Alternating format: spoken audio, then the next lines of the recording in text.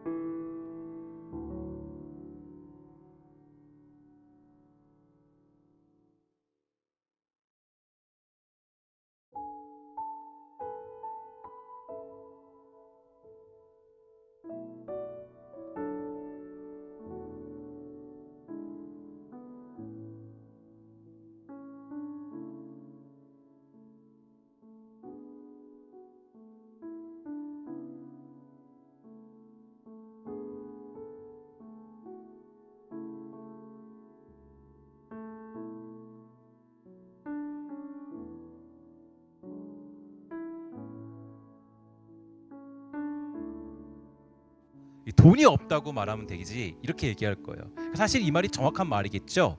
그러니까 어떤 거냐면은 사실 이게 굉장히 중요한 얘기가, 마찬가지로 율법에 이 수많은 규례들이 있겠지만 그 모든 것을 요약한다면 이 사랑하라는 것으로 이 축약할 수 있다라는 겁니다.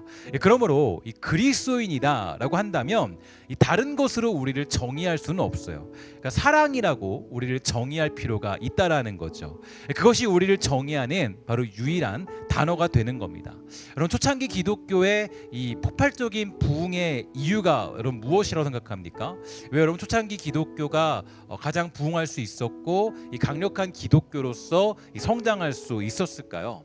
우리들은 때로는 이 초창기 기독교에 대해서, 초기 기독교에 대해서 단순히 이 성령의 역사다, 하나님이 일하셨다, 부흥이 일어났다 이렇게 생각하지만, 사실 역사적으로 살펴봤을 때 그가 기술하고 있는 부흥은 전혀 그렇지 않습니다. 그러니까 어떤 얘기냐, 이 초창기 기독교의 폭발적인 부흥은요, 사실 가장 중요한 기점이 있었는데, 그 기점은 기독교인이 바로 질병과 고난, 그리고 이 죽음을 앞에 놓고 보여준 이 태도 때문이었다라고 그렇게 많은 사람들이 정의하고 있습니다.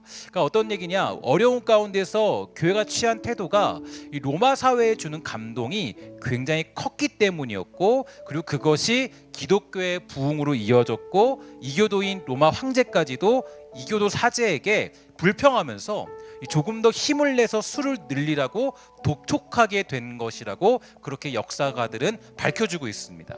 그렇다면 이 초대교회 기독교인들은 과연 어떤 면이 달랐기 때문에 로마 제국까지 흔들 수 있었을까요? 약 249년에서 262년에 벌어졌던 일인데요, 이 서구 문명 사회 인류 역사가 손꼽는 이 끔찍한 전염병이 일어나게 되었습니다. 그 전염병의 정확한 이유는 밝혀지지 않았고 어떤 전염병인지 알 수 없는데, 일단 그 전염병이 극에 달했을 당시에 이 로마에서는 그때 당시 보고에 따르면 약 5천 명의 사람들이 매일같이 죽게 되었다 그래요. 그러니까 이제 그 당시는 이제 수집 능력이 좀 딸리기 때문에 5천 명이 죽었다라는 건 아마도 이제 그냥 보이는 사람들만 5천 명이 죽은 것이고, 아마 이 수많은 사람들이 아마 죽게 되었다라고 평가하고 있습니다. 그러니까 많은 사람들이 죽게 되었다라는 거죠. 그 비극을 눈으로 목격했던 교부 이 디오니시우스는 이런 작성을 했습니다. 이렇게 작성했어요. 이 전염병은 기독교인과 비기독교인을 구분하진 않지만 가장 큰 영향을 끼친 것은 비기독교인이다. 이렇게 작성했어요. 이게 무슨 얘기냐면, 전염병을 대했던 기독교인과 비기독교인의 차이를 관찰했던 그는 알렉산드리아의 비기독교인에 관해서 이렇게 적었어요. 전염병이 발발했을 때 그들은 병에 걸린 사람들을 쫓아냈고, 심지어 사랑하는 사람을 버리고 떠나거나 아직 죽지 않은 사람까지 도로에 던져버렸다. 또한 매장되지 않은 시신을 먼지처럼 취급했다. 그렇게 함으로써 치명적인 전염병의 확산을 막으려 했다. 그러나 아무리 노력해도 그들은 결코 전염병을 피할 수 없다는 사실을 알게 되었다. 이렇게 얘기했습니다. 전염병을 대하는 비기독교인의 모습은 어떤 거냐면, 이 자기 보호, 자기 관리, 그리고 이 무슨 수를 써서라도 아픈 사람을 멀리하기로 특징 지을 수 있다면, 이 기독교인이 보여줬던 모습은 그와 정반대였다라는 거예요. 그러니까 디오니시스에 따르면 이 전염병은 기독교인에게 교육과 이 테스트의 역할을 했다라고 정의해주고 있습니다. 그러니까 알렉산드리아의 기독교인이 이 전염병에 어떻게 대응했는지 자세히 묘사하고 있는데, 이 디오니시우스는 이 기독교인 중에서도 이 탁월한 자들은 그들 자신이 병에 걸리고 심지어 죽어가면서까지도 고귀한 모습으로 아픈 이들을 어떻게 돌보았는지 기록했는데, 이렇게 돌봤다 그래요. 잘 보세요. 우리 그리스도인 형제의 대부분은 끝이 없는 사랑과 헌신을 보였고, 자기 자신을 아끼지 않았으며 오로지 타인만을 생각했다. 위험에 아랑곳하지 않았고 아픈 이들을 돌보았고, 그들의 모든 필요에 응답했고, 그들을 그리스도께로 인도했다. 그리고 평안하고 행복하게 그들과 함께 이 세상을 떠났다. 저는 이게 굉장히 참 마음에 와닿았어요. 그들과 함께 이 세상을 떠났다라는 거예요. 그들과 함께 치료를 받았다라고 저는 작성되어 있을 줄 알았는데, 그들과 함께 이 세상을 떠났다 그래요. 그 다음 뭐라 그래요? 그리스도인은 병에 걸린 사람들로부터 전염이 되었기에 그들에게는 아픈 이웃들이 자연스럽게 더 많이 모여들었다. 그리스도인은 기쁜 마음으로 그들을 받아들였다. 그러니까 그들과 함께했던 거죠. 그게 이 전염병에 대처했던 그리스도인들의 모습이었습니다. 나아가서 이 키프리아누스 전기에 의하면 이 당시 기독교인뿐 아니라 비기독교인까지도 헌신적으로 돌보았다라고 그때를 기술하고 있습니다. 이처럼 이 초기 기독교의 부흥은 바로 이 사랑이라는 이름에 있었다라는 거죠. 그러니까 이 그리스도인들에게 주어진 이 사랑이 회복될 때 바로 그것이 실천되어질 때 그 부흥이 일어나게 되었고요. 그 부흥의 역사는 이 초대교회의 부흥을 일으킬 수 있게 된 것입니다. 그러면 사랑은 과연 어디로부터 시작하는 걸까요? 과연 우리들의 그 끝없는 사랑, 그 불타는 사랑, 함께 그들과 세상을 떠나고자 하는 그 사랑, 그들과 함께 세상을 떠나도 괜찮을 그 사랑은 과연 어디로부터 시작하게 되는 걸까요? 어거스틴은 이렇게 가르쳐줘요. 하나님만을 사랑하십시오. 그리고 나머지는 당신 마음대로 하세요. 이렇게 되어 있어요. 그러니까 이 하나님만 사랑하고 난 다음에는 마음대로 해도 전혀 문제가 안 생긴다는 그 확신을 피력한 거예요. 하나님을 사랑하는 사람이라면 그 말씀대로 순종하게 되어 있습니다. 하나님을 사랑하면 하나님과의 교제에서 떠날 수 없다라는 거죠. 사랑하고 있는데 어떻게 우리가 하나님 말씀을 떠날 수 있겠습니까? 요한일서 3장 16절부터 18절까지 말씀이에요. 그가 우리를 위하여 목숨을 버리셨으니 우리가 이로써 사랑을 알고 우리도 형제들을 위하여서 목숨을 버리는 것이 마땅하니라. 누가 이 세상의 재물을 가지고 형제의 궁핍함을 보고도 도와줄 마음을 닫으면 하나님의 사랑이 어찌 그 속에 거하겠느냐. 자녀들아, 우리가 말과 혀로만 사랑하지 말고 행함과 진실함으로 사랑하자. 그러면 우리는 어떤 방식으로 이 사랑을 실천할 수 있겠습니까? 로마서 13장 8절은요, 우리가 좀 독특한 표현을 해주고 있는데요, 그 표현은 바로 우리가 잘 알고 있는 표현입니다. 이렇게 얘기하죠. 피차 사랑의 빚 외에는 아무에게든지 아무 빚도 지지 말라. 남을 사랑하는 자는 율법을 다 이루었느니라. 이렇게 되어 있어요. 이 말이 그냥 잘 읽으면요, 제가 보니까 좀 이해를 해보려고 그랬어요. 이해를 해보면서 어떤 얘기인가 조금 이해를 해보려고 했는데 이해가 잘 안 가더라고요. 그래서 먼저 쉬운 성경으로 살펴봤습니다. 보니까 이렇게 해석해요. 다른 사람을 사랑하는 빚 이외에는 아무 사람에게 아무런 빚도 지지 마십시오. 남을 사랑하는 사람은 율법을 온전히 이룬 것이나 다름없습니다. 이렇게 해석을 해요. 이것도 잘 이해가 가지 않아요. 해석이 잘 안 되더라고요. 왜 여기서 갑자기 빚에 대한 이야기를 하고 갑자기 왜 이런 어떤 얘기를 할까 고민해 보면서 조금 깊이 살펴보니까 이렇게 바울이 여기서 이 단어, 그 빚이라는 단어를 빚을 지지 말라 이렇게 얘기를 했던 이유는 어떤 거냐면, 그리스도인들이 그러니까 살아가면서 다른 면에서, 즉 물질적인 측면에서 그런 면에서는 되도록 빚을 지면 안 된다라고 강조하면서도 도덕적 측면에서는 서로 베풀고 베품을 받는 삶을 살아야 되고 또 그러한 삶을 살아갈 수밖에 없다라는 것을 강조적으로 표현하기 위해서 이 빚이라는 단어를 사용한 것입니다.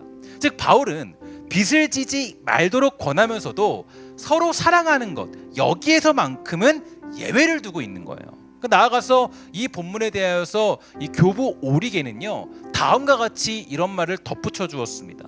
사랑의 빚은 영구히 우리와 함께 남아있고 절대로 우리를 떠나지 아니하며 이것은 우리가 매일 주고 영원히 받는 것이다. 이렇게 얘기합니다. 그러니까 사랑의 빚은요, 절대로 영원히 사라지지 않는다라는 거예요. 내가 사랑의 빚을 지게 되면 이 사랑의 빚은 계속적으로 남게 된다라는 거예요. 그래서 이 사랑이라는 것은, 우리가 서로 사랑한다는 것은 멈춤이 없어요. 우리가 서로 사랑하는 것은 언제나 진행형이고 계속적인 것이라야 하는 것입니다. 또한 바울은 오늘 본문을 작성할 때 이 본문을 원어로 보면요, 토 알렐루스 아가판이라고 원문을 쓰고 있습니다. 그러니까 여기서 아가파는 사랑하다를 뜻하는 아가파오의 그런 부정사이고, 이 중성관사 토와 함께 쓰였는데, 이렇게 되면은 아가파이라는 단어가요 이제 조금 어떻게 쓰이냐면 우리에게 이 사랑이 날마다 계속 되어야 한다, 이런 식으로 쓰이게 되는 거예요. 그러니까 이제 그리스도의 삶의 방식이 현재적으로 진행되는 방식으로 사용이 되는 겁니다. 그래서 바울이 이것을 뭐라고 얘기하냐면은 남을 사랑하는 사랑하는 사람은 율법을 온전히 지금도 이루는 것이나 다름이 없습니다, 이렇게 얘기를 하는 것과 똑같다라는 거예요. 그러니까 내가 지금 누굴 사랑한다 그러면 율법을 지금도 온전히 계속적으로 이루는 것과 똑같다라는 거예요. 그러니까 율법을 이루고 싶은데 이것을 그냥 내가 뭐 어떤 뭐 도둑질하지 아니하고 뭘 하지 아니하고 어떻게 하지 아니하고 이런 걸 다 지킬 수 없죠. 그런데 이걸 다 통틀어서 할 수 있는 유일한 방법, 매 순간적으로 할 수 있는 방법이 무엇인가 보니까 바로 누군가를 사랑하는 거예요. 사랑의 빚을 지는 거예요. 그렇게 되면 그것을 우리가 계속적으로 율법을 지킬 수 있는 단계로 가게 되는 것입니다. 그래서 남을 사랑하는 사람은 율법을 온전히 이룬 것이나 다름이 없는 거죠. 이게 정답이에요. 우리는 여기서 더 이상 할 말이 없어요. 뭐 나라가 어떻고, 그리고 국가가 어떻고, 대통령이 어떻고, 정치가 어떻고, 그런 거 할 시간에 우리가 할 일은 뭐예요? 바로 이웃을 사랑하고 아끼고 섬기는 것. 그게 우리가 살아가야 될 그리스도인의 방식이 되는 겁니다. 그러면서 바울은 11절에 보면 이렇게 말해주죠.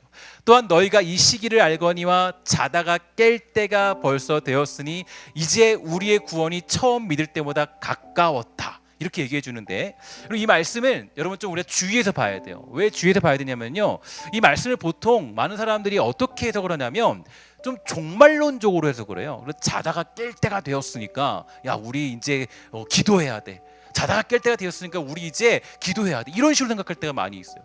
그렇지 않아요. 그런 식의 해석이 절대 아니에요.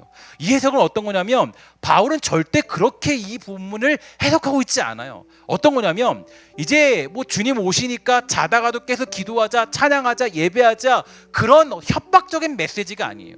어떤 거냐, 육체의 정욕에 사로잡혀서 악한 행동으로 살지 말고 사랑하며 사랑을 행하며 빛의 갑옷을 입고 살아가자.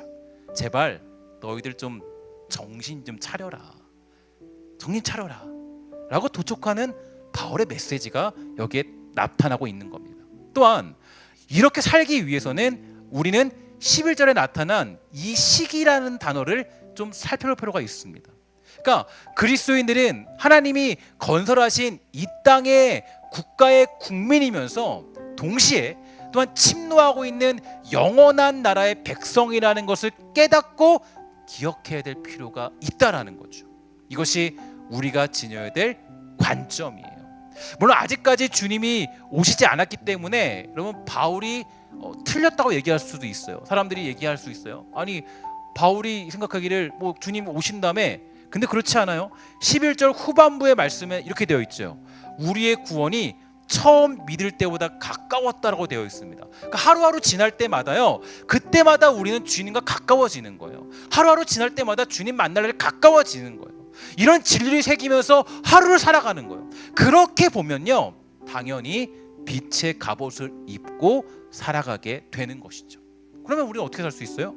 당연히 결론적으로 이 땅에서 단정히 행하고 방탕하지 아니하고 술 취하지 않고 음란하거나 호색하지 않고 다투거나 시기하는 데 집중하지 않고 오직 주 예수 그리스도로 옷 입어 살아가는데 힘을 쏟을 수 있게 되는 것입니다. 물론 우리는 예수 그리스도를 믿음으로 그 그리스도의 옷을 입었습니다. 그렇죠? 우리가 칭의라 그래서 예수 그리스도로 우리 덮임을 받고 우리 새로운 옷을 입게 되었어요. 그러니까 우리가 칭의, 그러니까 새로운 옷을 입게 된 거죠. 그리스도 옷을 입게 된 거예요. 근데 이 바울이요, 얘기할 때 이렇게 얘기해요. 우리 새로운 옷을 입자, 빛의 갑옷을 입자, 이렇게 얘기하는데 여기서 헷갈릴 수 있어요. 새로운 옷을 입냐라고 생각했을 때 이게 무슨 의미냐 생각해 볼 수 있는데 여기에 대해서 저도 고민을 해봤는데요. 여기에서 이제 그 팀 켈러 목사님의 책을 보니까 이 로마서를 해석할 때 아주 좋은 예를 들고 있더라고요. 제가 보면서 야 정말 예를 잘 들었다 생각이 들어서 소개해드립니다. 팀 켈러 목사님이 이런 예를 들었어요.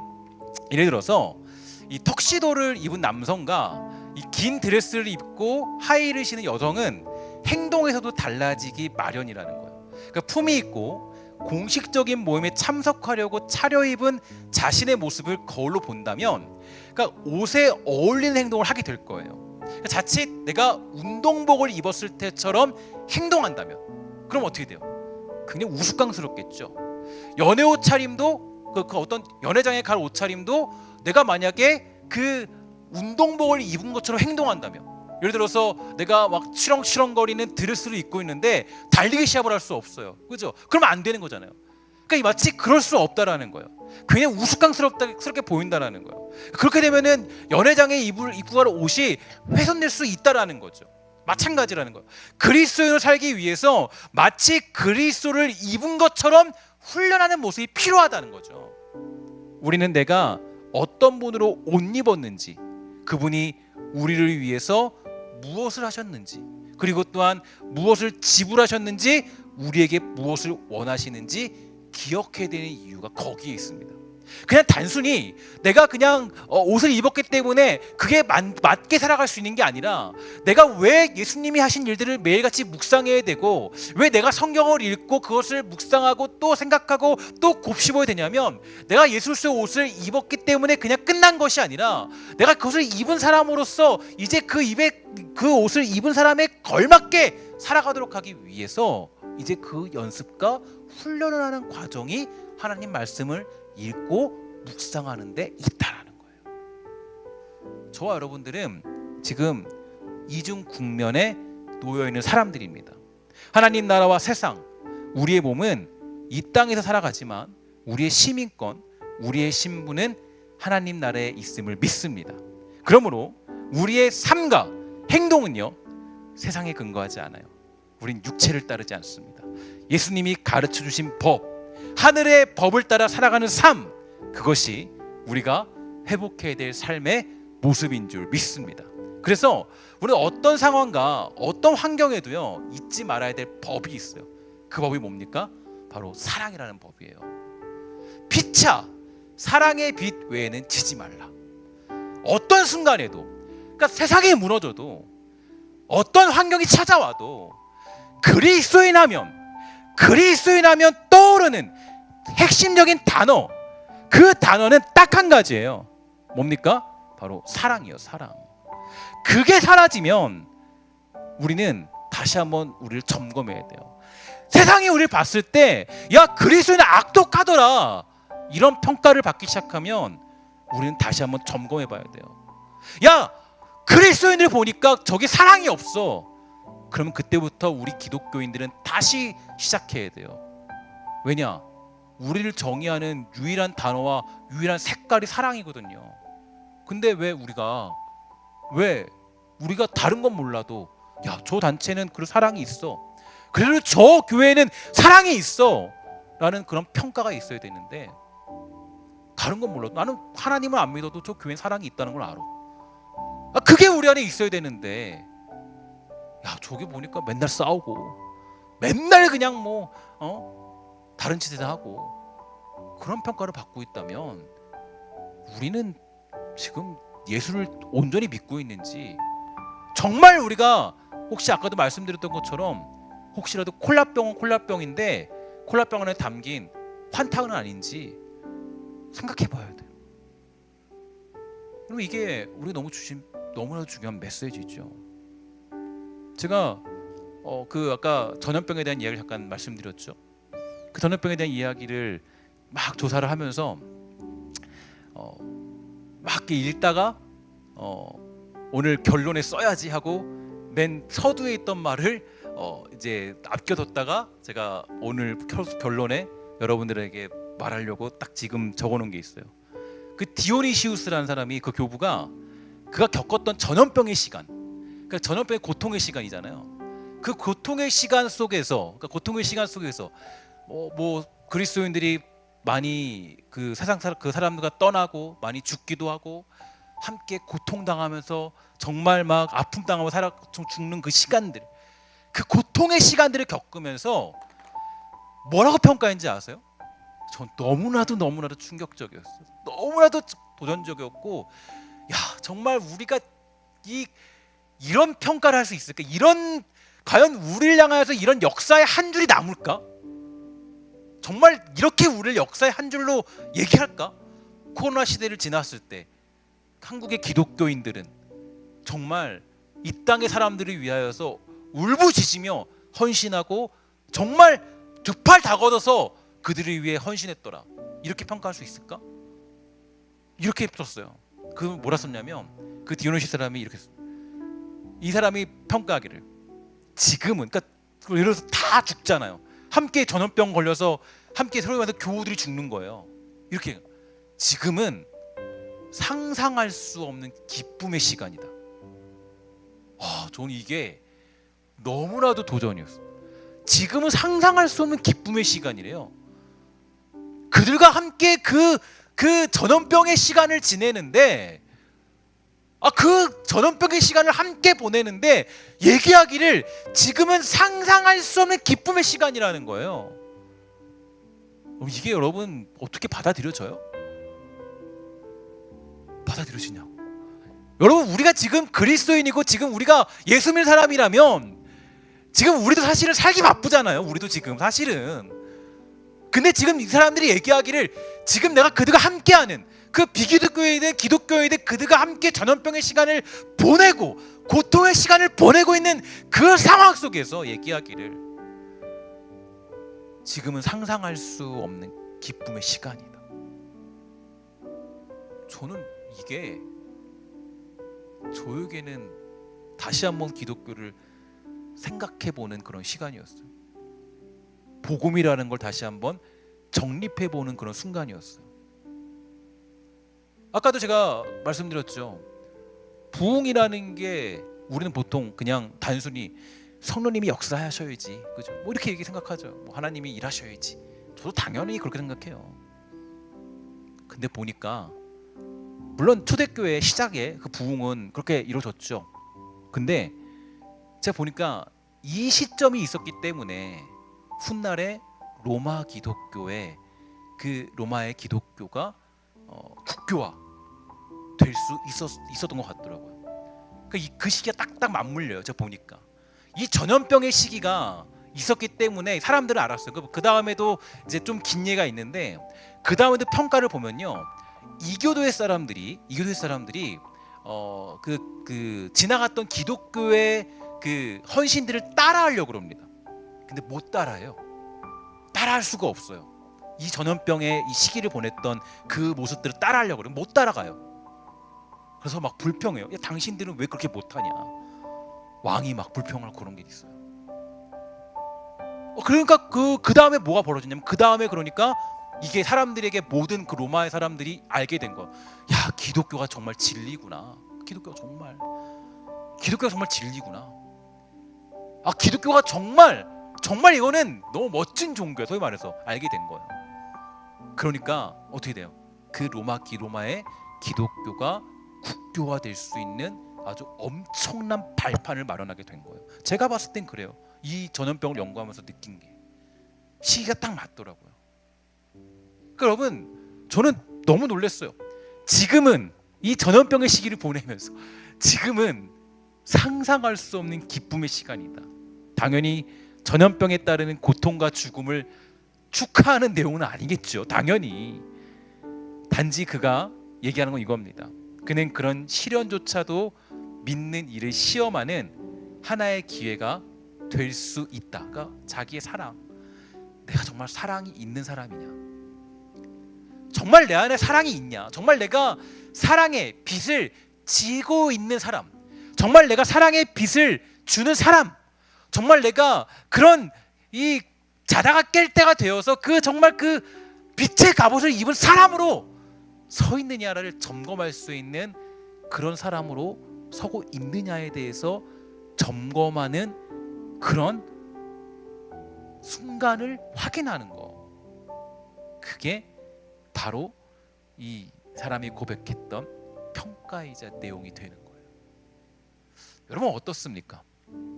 우리 지금 이 시기를 보낼 때, 이 세대를 보낼 때, 이 현실을 보낼 때, 이 코로나 시대, 어쩌면 지금 이 시대가 우리를 새롭게 하고 우리가 새롭게 부흥할 수 있는 시대, 우리에게만 주어진, 우리에게만 명명되어진 이름, 사랑이라는 이름이 어쩌면 지금 회복되어질 그런 순간이 될 수도 있어요.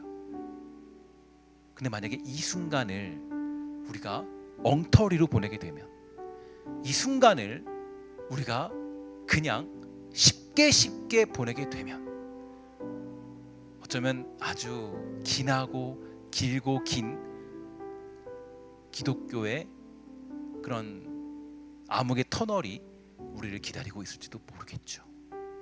저는 우리 이번 이 시기를 통하여서 여러분 우리가 정말 하나님 나라의 백성임을 깨닫고 이 땅에서 믿음의 백성으로 살아갈 줄 아는 복된 신성의 권속이 다 되기를 주의 이름으로 간절히 부탁을 드리겠습니다.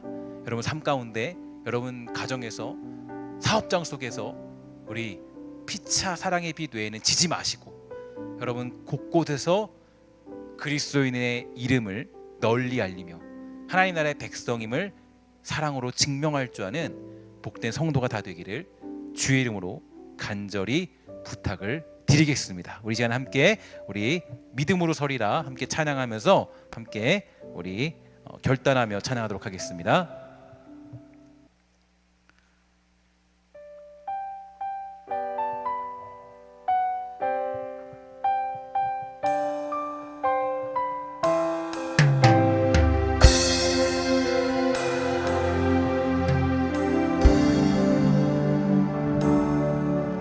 이곳에 임하신 하나님 나라, 가난한 마음으로 바라보리라.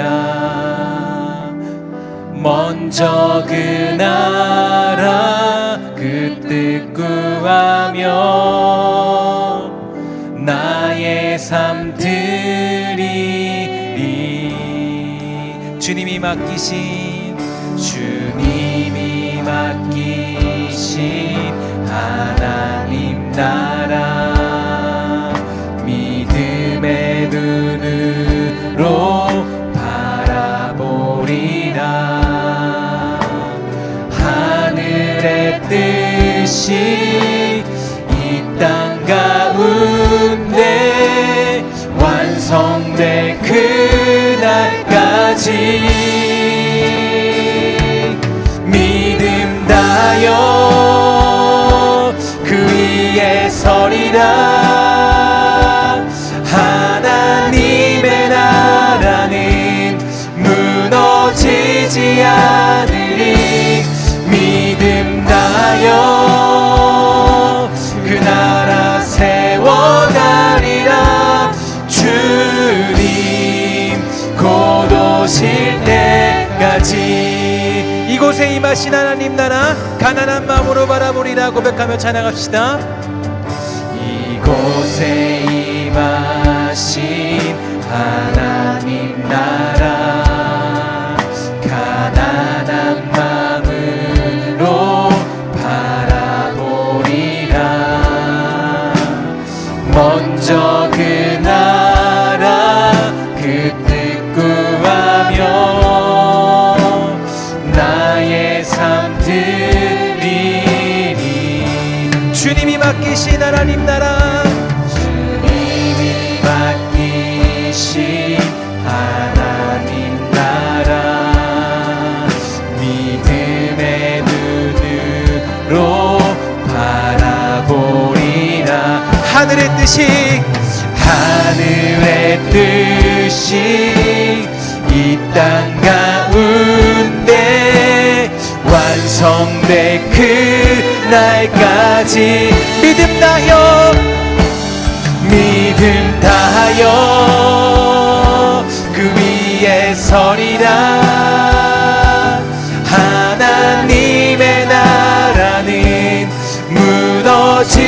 지지 않으리.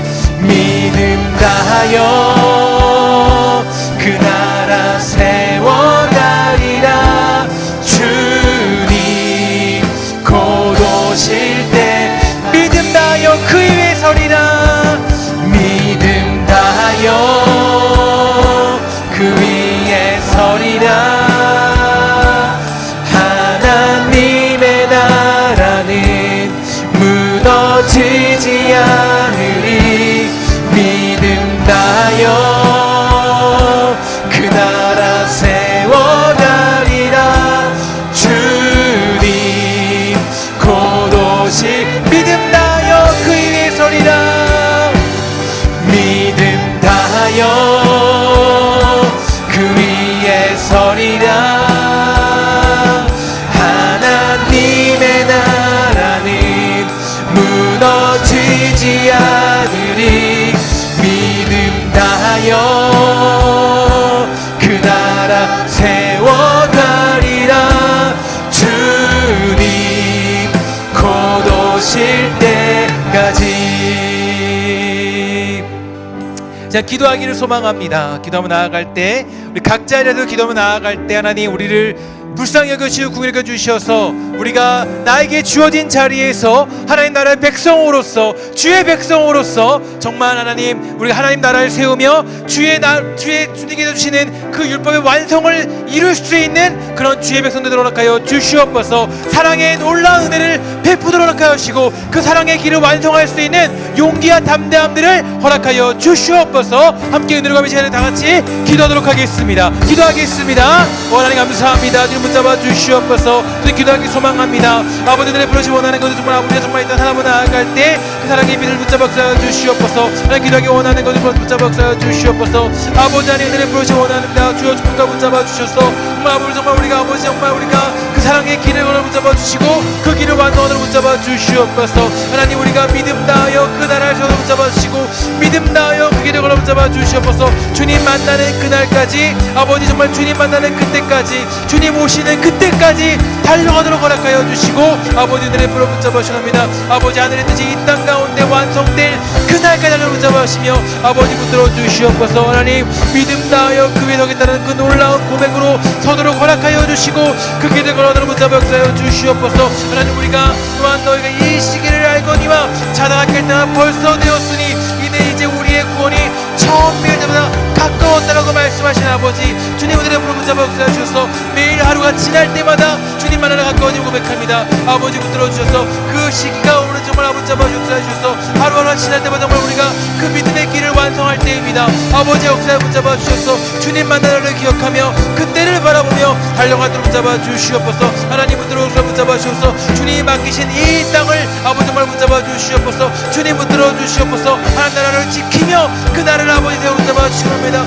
주님 은혜를 풀어 주시옵소서. 주님 능력 주시고 붙잡아 축복하여 주시옵소서. 하나님 은혜를 풀어 붙잡아 주셨습니다. 주님 은혜 붙잡아 주시옵소서. 하나님 아버지 은혜를 붙잡아 주시옵소서.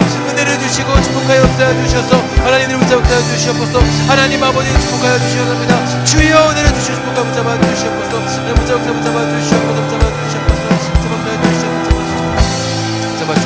우리 믿음 다하여 고백하며 선포합시다. 믿음 다하여 그 위에 서리라.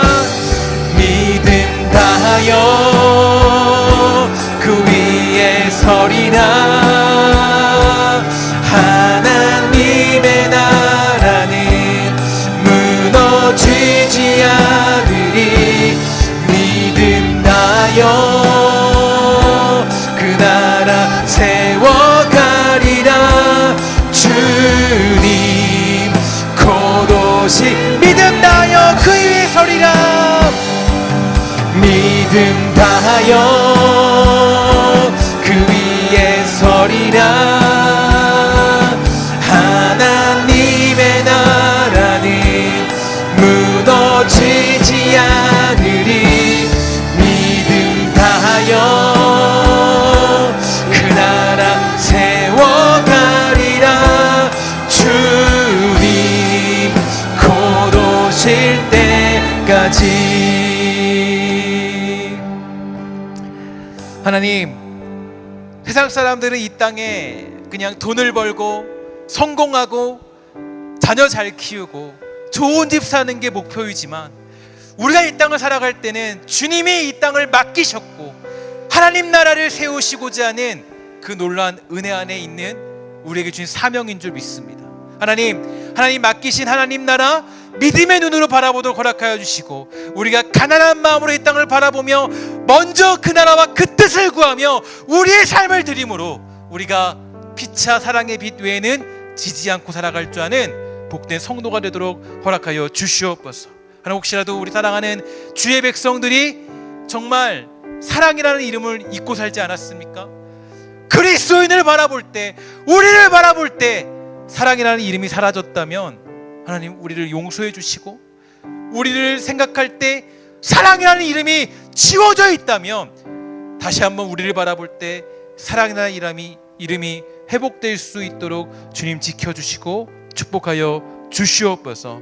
이제는 주 예수 그리스도의 은혜와 하나님의 사랑과 성령의 교통하심이 오늘 이 자리에 모여 예배하는 모든 영혼들과 각자의 자리에서 하나님 나라를 꿈꾸며 그 나라를 이루고자 소망하는 모든 백성들에게 영원히 있을지어다. 아멘.